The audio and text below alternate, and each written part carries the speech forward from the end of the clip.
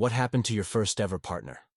My first real love best friend of 20 years committed suicide when we were in a pretty serious relationship at that point, after we lost a very far-along pregnancy earlier that year. I know circumstances are a little different from yours in terms of contact, but I thought I'd reply anyway in case no one else does. It's been 3 years, and I can say that the harsh reality is you don't always really move on in that sense. When someone we love passes away, you go through a lot of different emotions, and those are very personal to the specific individual.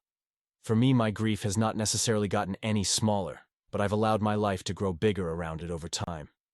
The things that helped me when I was spiraling was to remember all the good times that we shared, and to know that as long as I hold on to those, then a piece of him is always going to live on with me. If you have friends or family, then maybe also sharing those things with them too.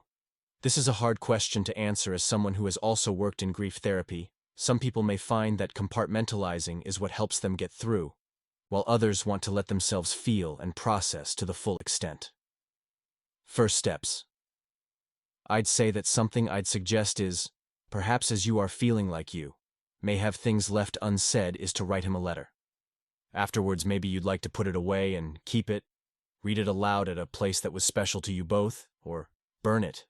There's no real right or wrong way to go about these things, and no timeline about how fast or when you have to do it. For me, it's just finding things in my everyday life that help me connect with my loved ones who are gone, and that helps me. Like my dad also passed a year after my partner was the most amid gardener. Now when I feel that ache for him, I go outside and get my hands dirty and talk to him while I do it. For my partner, who loved to surf, I go to the beach and journal and talk to the waves.